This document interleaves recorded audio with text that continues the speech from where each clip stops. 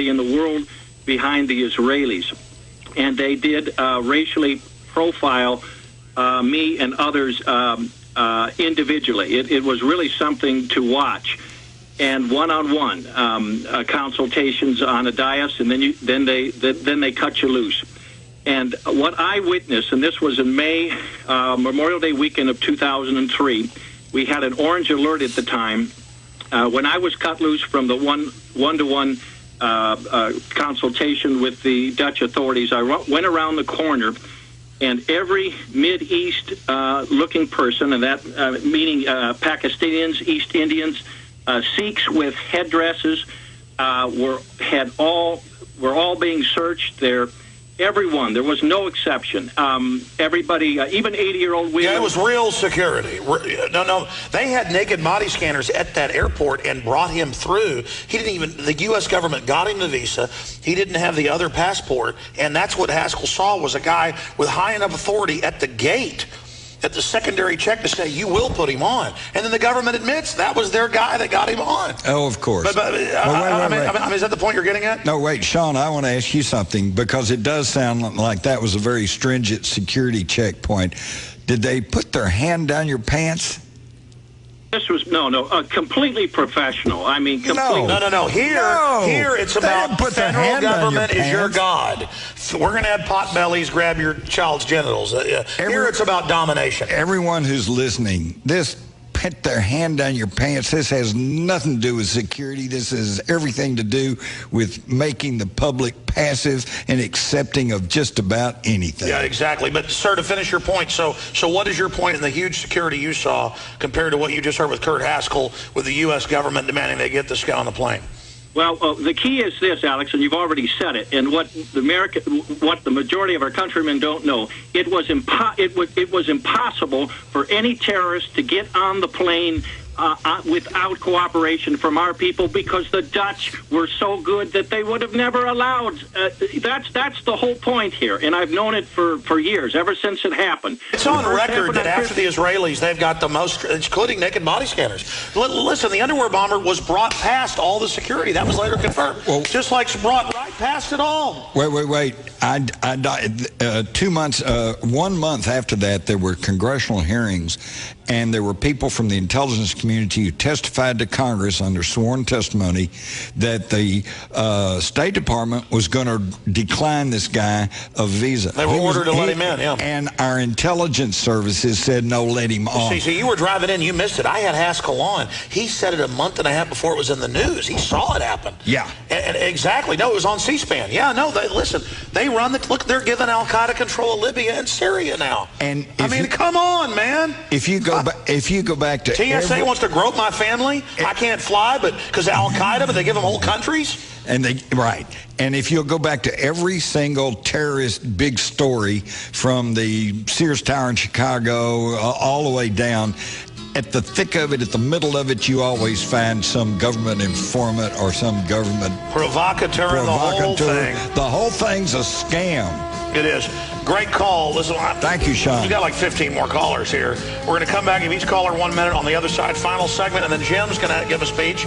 And Jim's such a sweetheart. He's like, well, I don't want to give too much of a speech. I just want to introduce you. Jim, I'm a fan of you. I want to hear you speak. I want to sit in there with some popcorn. All right.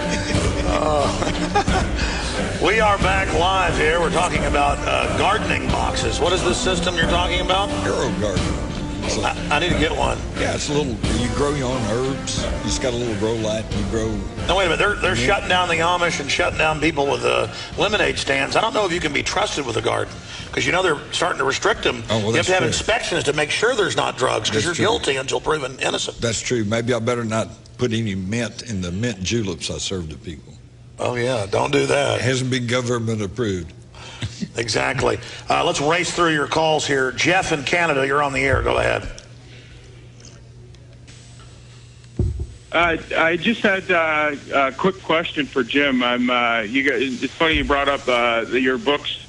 I'm just racing through the end of The Rise of the Fourth Reich, and I wondered if Jim could go over on page 207. He talks about Otto Skorzeny, the Nazis, the Egyptian Gestapo, which is known as the Muslim Brotherhood. how it ties to the CIA director, Alan Dulles, Richard Gellin, and how... Oh, yeah, no. They run, listen, Al-Qaeda. the Nazis, British intel, our government, they run all the Muslim extremists. Go ahead. Exactly. And that's because they took them over at the end of World War II, because prior to them, the Muslim Brotherhood had been a Nazi-run organization. So, you know, now we got not only fanatical Muslims, but... Well, the Grand Imam, was an actual Nazi. Oh, yeah, and a big fan of Adolf Hitler. And, in fact, you know, I had an uncle that served in the army in North Africa, and he said they had as much trouble with the Muslim Brotherhood as they did with the Nazis. I mean, they were fighting us over there, too. See, nobody gets told about the truth of history. We just get these little sound bites. But they're the good guys. They're putting them in charge now. Oh, yeah. The TSA goes in your pants because they need to put them in charge. That's right. Exactly. Making us safe. Wait a minute. Come on, folks. Freedom has never been safe, clean, all right, great pull. Quick 30-second comeback, Jeff. Well, I just wanted to say, if anybody hasn't read Rise of the Fourth Reich, every page is a jaw-dropper. Recommended reading to know what's really going on. I mean, it's just an incredible work of art. Well, thank you very much. And unfortunately, I've read so many mainline history books where pieces of it are read. I know your book's accurate. Right. Just incredible. Let's go ahead and go to another call here. Let's talk to Brad in Pennsylvania. You're on the air, Brad. Hey, Alex, thanks a lot. Jim, you guys are just awesome. It's nice to hear you both together. Thank you. I think you should get him on the show more often, Alex, because I know you have fun with him. And I'd love to hear you with your dad on there again on the show, because that was a great interplay. Your dad's... well, he looks just like him. I think it'd be his body double. Maybe. In fact, actually, Jim is my dad. Let's start a new conspiracy theory. Me and his dad are going to hire out his bookends. I'm sorry, hey, good luck tonight with the show. And I'm a Prison Planet TV member. I love to see that stuff live if you guys could do it, but I'm sure you'll probably replay it. But best of luck to you tonight. Well, it's a technical issue. If I could hire more crew, we could do it. I got skeleton crew, and I'm trying to hire people, whereas folks are working 7 days a week. And I was about to do it, but our IT guys would have to stay up there till like 11 tonight. And actually, they let me do it, but I can only deal out so much abuse here. But thank you so much. We will get it up there for PrisonPlanet.tv viewers in the next few days. It'll be up there for everybody. Good. Let's go to Chad in Georgia. Chad, you're on the air. Yeah, I got a question about vaccines. I've got some friends who were trying to get their kid into school, and they basically said unless their kid had vaccines, that they wouldn't admit him into school. Yeah, that's all a fraud, color of law fraud. There's no law you've got to have vaccines to go to school. Then they lie and say, well, if you're not vaccinated, you'll get the other kids sick. Well, wait, they took all the shots. They're not protected from the shots. The vaccine companies pay the federal government, who then pays the schools a certain percentage. In some cases, it's over $1,000. And this is all on record, to vaccinate. So they lie to you and say it's the law. There's a waiver, but still that's a waiver to policy, not to law. And now they're starting to lie and say it is the law, Jim. Yeah, no, there's no law. But I would simply say to your friends, if you truly care about your children's health, and particularly if you care about their education, you might consider homeschooling. Well, I know this. My children have not been vaccinated, and they're sick about 1/3 as much as regular kids once a year. Some other kids are like sick every other month. That's right. I never had a lot of vaccines, and I'm healthy. Everybody, look, they admit when you take the flu shot, it doubles your chances of getting the flu shot the next year. That's Canadian government admits that. That's right, because anybody knows about vaccinations knows that what they're doing is giving you a little bit of what they're trying to prevent. And so, and it's something, there's something a fairly high, like 20%, like say they vaccinate you against chicken pox. You end up getting 20% get the chicken pox. No, they admit the UN program giving people the polio vaccine is what's actually causing polio worldwide. Oh, absolutely. Well, that gets into a whole different thing, but that's because the polio vaccine was adulterated with cancer virus, simian immunization virus 40. Yeah. Thank you, sir. Good points. Appreciate the call. It's total fraud. And again, even if you think vaccines are good, they lie and say it's the law. I mean, come on, they're lying to you. Stop. They really are. There's no law. It's just like here we are almost at tax time, and there is no law that says you have to pay your tax. Speaking of Ron Paul, they always say, how are we going to build a government without the income tax? And a lot of times he's standing in front of the Capitol, and he goes, well, we built this Capitol right here behind me without it. We didn't even have an income tax until 1913. And as you know, it was only 1% up until about 1950. Right. It was a temporary war tax during World War II. Let's go to Howard in Connecticut. Howard, you're on the air with Jim Mars. Hi, Jim. Hi, Alex. Again, this Howdy. eugenics. Hi, sir. Again, your work is great. I've read many of your books. And Alex, your work is just incomprehensible. It's just unbelievable. Thank you for so much you're doing. We're hoping that you come up north here. We're in Connecticut here with We Are Change Connecticut, hoping that you're going to be in the Northeast in the future. I do intend to do a Northeast thing. I mean, I got like over 100 stations I need to visit. But I do intend to try to get up there.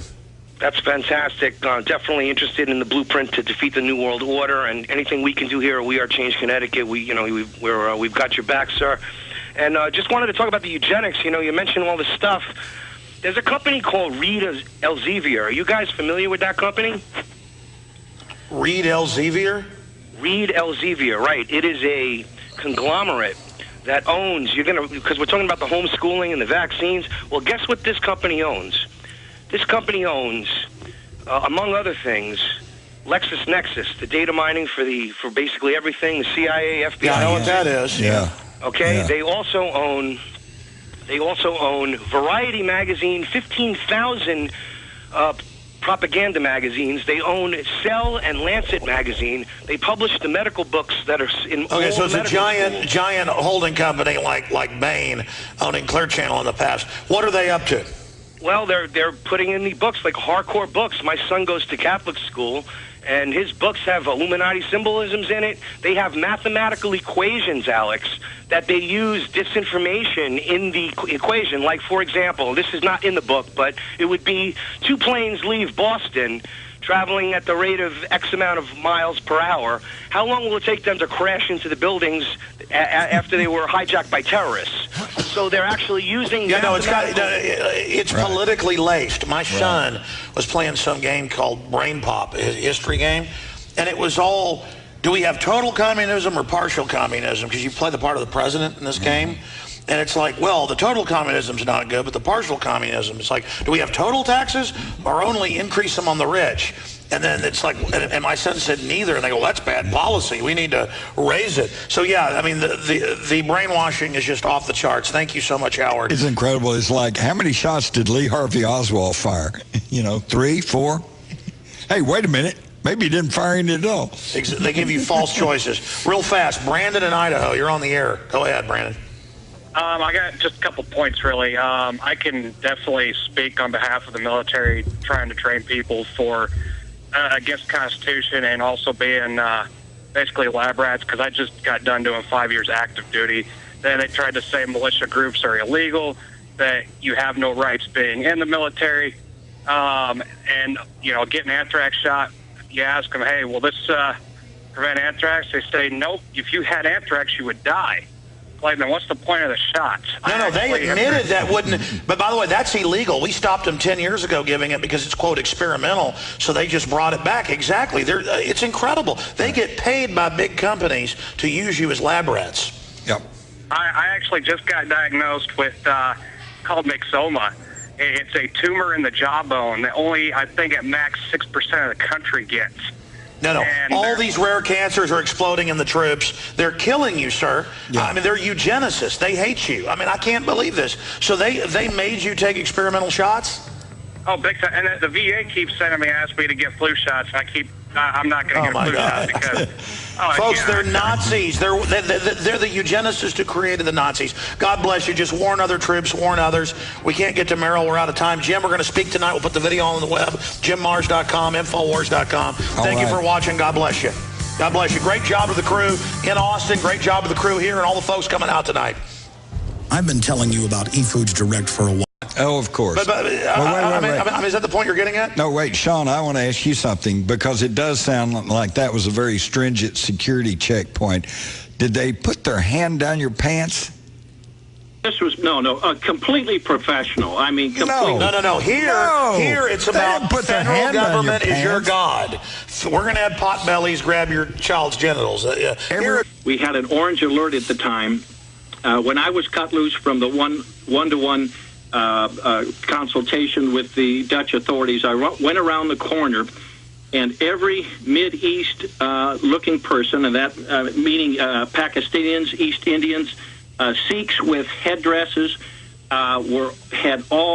were all being searched. They're everybody in the world behind the Israelis, and they did racially profile me and others individually. It was really something to watch. And one-on-one consultations on a dais, and then they cut you loose. And what I witnessed, and this was in May, Memorial Day weekend of 2003. It's about domination. Everyone who's listening, this put their hand down your pants. This has nothing to do with security. This has everything to do with making the public passive and accepting of just about anything. Yeah, exactly. But, sir, to finish your point, so what is your point in the huge security you saw compared to what you just heard with Kurt Haskell with the U.S. government demanding they get this guy on the plane? Well, everyone. There was no exception. Everybody, even 80-year-old women. Yeah, it was real security. No, they had naked body scanners at that airport and brought him through. The U.S. government got him the visa. He didn't have the other passport, and that's what Haskell saw was a guy with high enough authority at the gate, at the secondary check to say, you will put him on. And then the government admits that was their guy that got him on.